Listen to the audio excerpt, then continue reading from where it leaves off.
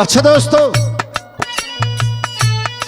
हम गायक कलाकार बिरहा के सुपर सम्राट स्वर्गीय सिमरत यादव सुपुत्र गायक राहुल यादव रउआ सब लोगन खातिर एक नया समाजवादी गीत भेज रहल बानी बिरहा इंटरटेनमेंट की सौजन्य से।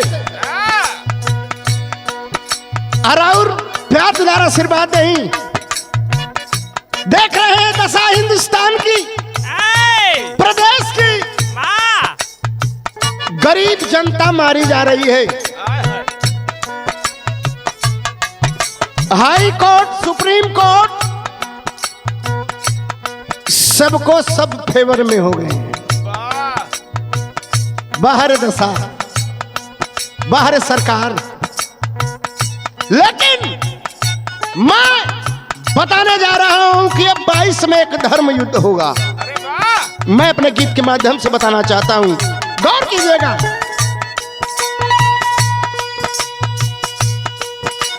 धर्म युद्ध 22 में होगा,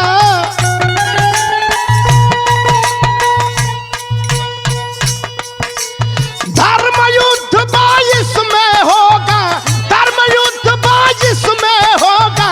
तारे कृष्ण का भेष कहे सब जय जय जय अखिलेश, कहे सब जय जय जय अखिलेश। धर्म युद्ध 22 में होगा, धर्म युद्ध 22 में होगा। तारे कृष्ण का भेष कहे सब जय जय जय अखिलेश, कहे सब।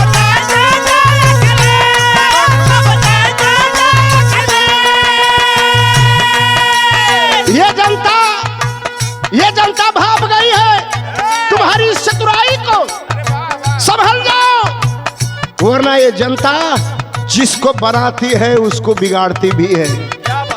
ये जनता जो वोट दे के तुम्हें कुर्सी पर बैठाती है, वही कुर्सी से नीचे भी करना जानती है। तो भाव है,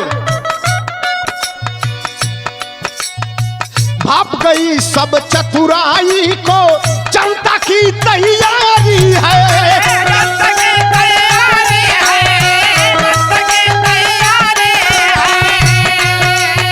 भाप गई सब चतुराई को, जनता की तैयारी है। सुनो ये मोदी जोगी अभी से,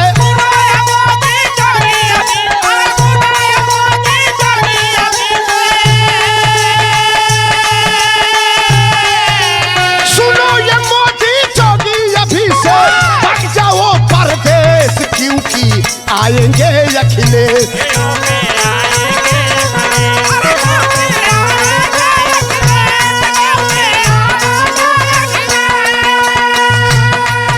अरे झूठ बोल करके जनता को कब तक बहकाओगे, फुसलाओगे? अरे स्मार्ट सिटी, ए भैया कहीं बनल ना, लेकिन हर जगह बोर्ड लग गई। कड़ुआ तेल जाना थे आप लोगन कितना रुपया बा? 200 के पार बा। यह जनता पहले 80 रुपया कड़ुआ का तेल खरीदत रहा, लेकिन आज 200 के पार बा। पेट्रोल का दाम आसमान छोले बा, डीजल का दाम आसमान छोले बा।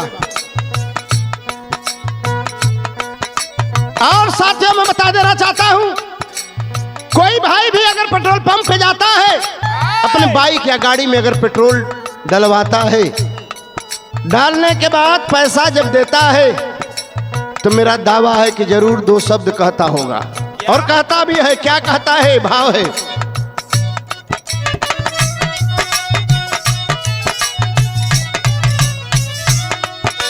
झूठ बोल कर सबसे तुमने कुर्सी छल से पाए थे।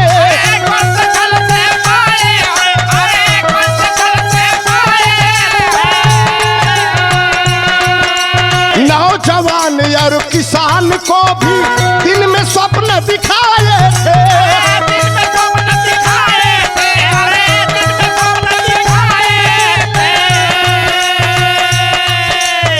जनता चोला उतार लेगी,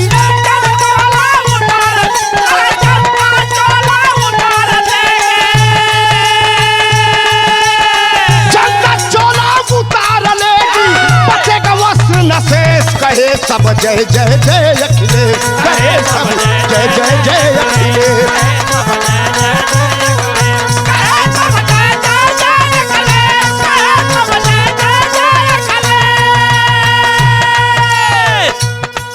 और इस संस्कृति को भूल जाते हो, यहाँ की इस धरोहर को। अरे साथियों, नाम बदलने से कुछ नहीं होगा। हर जिले का नाम बदला जा रहा है, क्या मतलब है? नाम बदलने से वोट मिलेगा? समाजवाद माननीय नेताजी मुलायम सिंह यादव ने जब जब सरकार बनी, इतिहास के पन्ने पर लिखने वाला कार्य किए हैं। और तुम इस नाम को बदल करके मुगल सराय को पंडित दीनदयाल, जगह जगह नाम चेंज हो रहा है। नाम चेंज से मतलब नहीं है, तो बहाव है।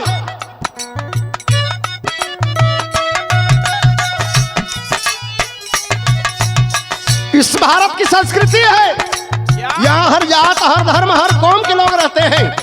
क्योंकि आजादी के समय हर एक जात, हर एक धर्म, हर सब लोग मिलजुल करके इस हिंदुस्तान को आजाद कराए थे। जिस भारत की संस्कृति ऐसी, हिंदू मुस्लिम रहे जहां,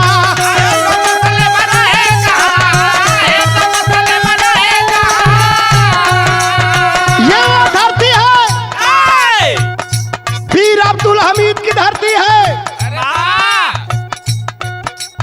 तमाम जवान इस हिंदुस्तान के अपने सर को कलम कर दिए, लेकिन इस आजादी के लिए लड़ मिटे।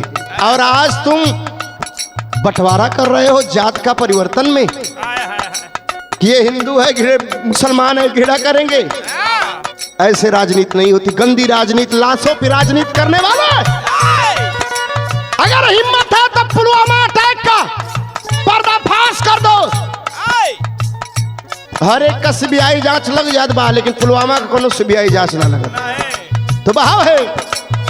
जिस भारत की संस्कृति ऐसी, हिंदू मुस्लिम रहे जहां,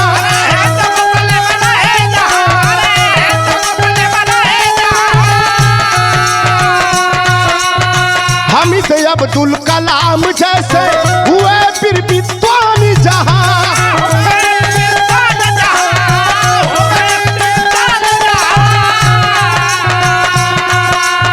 हिंदू मुस्लिम तुम भड़काते,